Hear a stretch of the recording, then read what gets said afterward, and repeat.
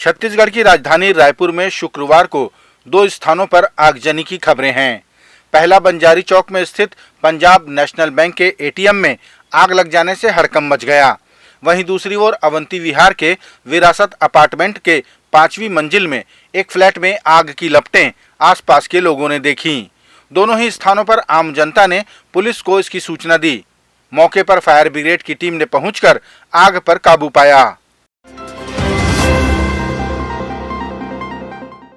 छत्तीसगढ़ के पूर्व मुख्यमंत्री डॉक्टर रमन सिंह ने कहा कि राज्य में पटवारियों की हड़ताल से जमीनों से जुड़े सैकड़ों कार्य प्रभावित हो रहे हैं। उन्होंने सरकार द्वारा एस्मा लगाए जाने के बाद कहा कि ये भय और आतंक दिखाकर लोगों को अधिकार से वंचित करने का रवैया न्याय संगत नहीं है। पूर्व मुख्यमंत्री ने कहा कि सरकार को पटवारियों से चर्चा तो करनी चाहिए ताकि कुछ रास्ता निकल पाए। एस्मा लगा दिया गया है, दमन की रणनीति और राजनीति चल रही है और निश्चित रूप से आंदोलन करने वाले पटवारी यदि लगातार बैठे हैं तो बुला के बात तो करना चाहिए, चर्चा तो होनी चाहिए। बात और चर्चा ना करके आतंक और भय के वातावरण बनाना चाहते हैं कि वो डर के आ जाएं। एक संगठन यदि बैठा है तो अभी तक कोई शासन के सचिव स्तर का अधिकारी बात नहीं किया।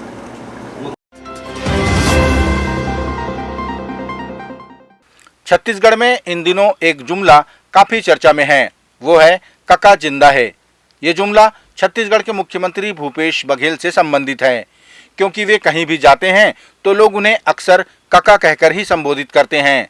लेकिन इस कका शब्द को भारतीय जनता पार्टी के केंद्रीय मंत्री गिरिराज सिंह ने खाखा कहा, जिसे लेकर मुख्यमंत्री ने कहा कि इस शब्द को मैंने नहीं दिया, जनता अपने से इस शब्द का इस्तेमाल करती है। उन्होंने मंत्री गिरिराज सिंह को इस शब्द से अनभिज्ञ बताते हुए इसे छत्तीसगढ़ की जनता का अपमान कहा। सीधी बात है कि ये मैं अपने टाइटल तो मैंने खुद नहीं दिया है, पब्लिक ने दिया है, युवाओं ने दिया है। कका है तो भरोसा है, कका भी जिंदा है। तो ये लाइन जहाँ भी जाओ वहाँ चाहे वो युवा हो, बुजुर्ग हो, महिलाएं हैं, सब लोग इस प्रकार से संबोधित करते हैं। और यदि वो कका को खाखा बोल रहे हैं तो ये छत्तीसगढ़ की जनता का अपमान कर रहे हैं। वो प्यार से कह रहे हैं, छत्तीसगढ़ की जनता अपने से होके कहा, मैंने तो नहीं कहा भाई मुझे इन शब्दों से संबोधित करिए। तो जनता का प्यार है, जुनून से।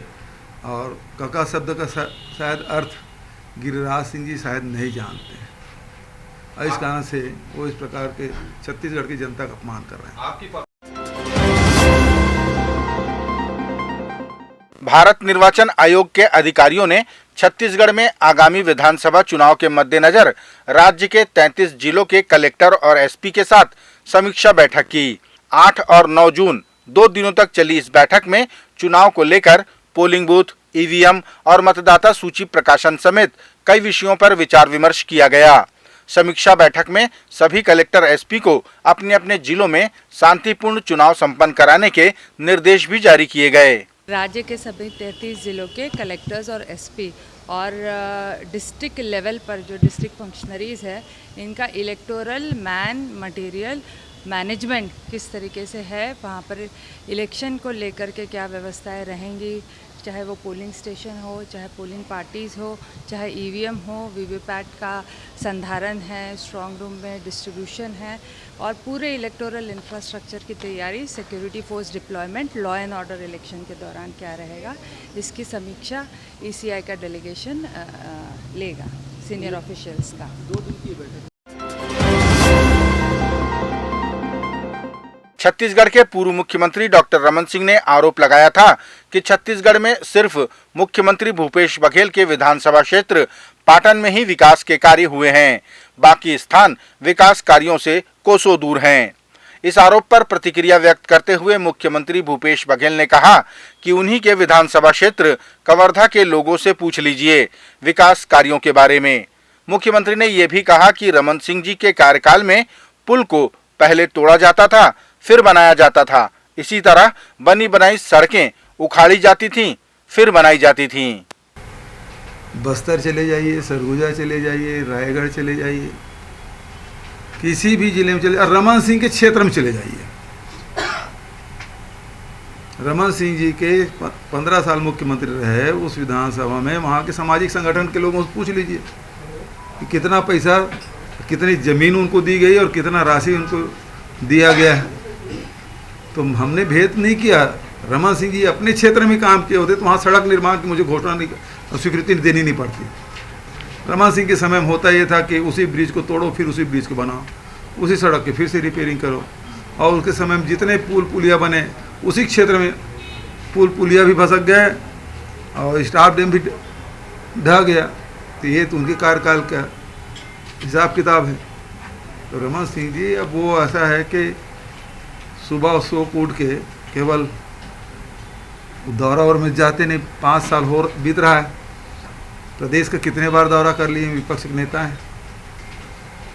एक आध बार बस्तर चल दिए, एक आध बार सरगुजा चल दिए, बस उससे अधिक तो कुछ किया ही नहीं। रमन सिंह जी अपने बूते पे एक सभा नहीं कर पाए।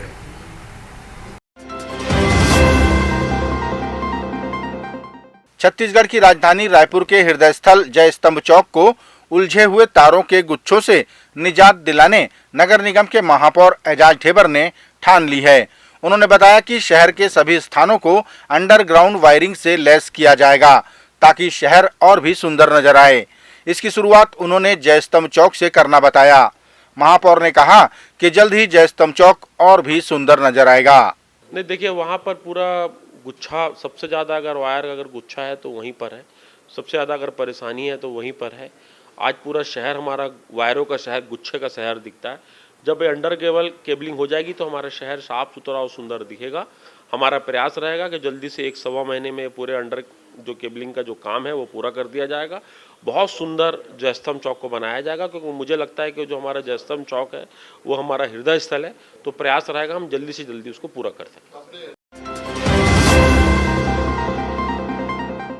छत्तीसगढ़ में पिछले कई दिनों से हड़ताल पर चल रहे राजस्व पटवारियों की हड़ताल पर सरकार ने एस्मा लगा दिया है और कठोर कार्रवाई के संकेत दिए हैं, जिसे लेकर हड़ताली पटवारी आक्रोशित हैं। इधर भारतीय जनता पार्टी के प्रदेश अध्यक्ष अरुण साव ने सरकार के रवैये को तानाशाही रवैया कहा। उन्होंने कहा कि राज्य सरकार ने पटवारियों को मांगे पूरी करने का आश्वासन दिया था, जिससे अब मुकर रही है। राज्य सरकार ने वादा किया था और आज वादे से मुकरने का काम कर रही है। एक तरफ जहां वादा से मुकरने का काम कर रही है, आश्वासन से मुकरने का काम कर रही है, वही दूसरी ओर एस्मा कानून लगाकर जिस प्रकार से पटवारियों के आंदोलन को कुचलने का काम राज्य सरकार कर रही है, ये लोकतंत्र में ठीक नहीं है। राजस्व पटवारियों के जायज मांगों को राज्य सरकार को शीघ्र पूरा करना चाहिए।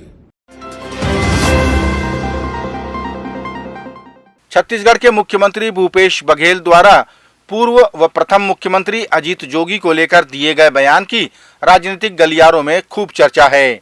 अपने बयान में मुख्यमंत्री ने कहा कि जब पूर्व मुख्यमंत्री अजीत जोगी कांग्रेस के अंदर थे तो हम सत्ता से बाहर रहे, लेकिन जैसे ही जोगी जी कांग्रेस से बाहर गए हम 68 सीट लेकर सत्ता में आ गए। मुख्यमंत्री ने यह भी कहा कि उस दौरान हमने कई उपचुनाव भी जीते और आने वाले समय में इससे अच्छी जीत हासिल करेंगे। जब जोगी अंदर कांग्रेस के भीतर थे तो हम सत्ता से बाहर थे। जोगी जी जैसे बाहर हुए हम सत्ता में आ गए। तो वो रिजल्ट आया 68 सीट। भारतीय जनता पार्टी 3 साल शासन में रहे। च्यांवर वाले बाबा कभी 60 का आंकड़ा छू नहीं पाए थे, हम तो 68 सीट जीते और उपचुनाव उसमें 71 हो गए। और अभी किसानों का आशीर्वाद है, आदिवासियों का, महिलाओं का, युवाओं का समर्थन आशीर्वाद हमको मिल रहा है। किसान मजदूर सबका आशीर्वाद मिलेगा। देखिए ये आंकड़ा और 71 से भी बढ़ेगा।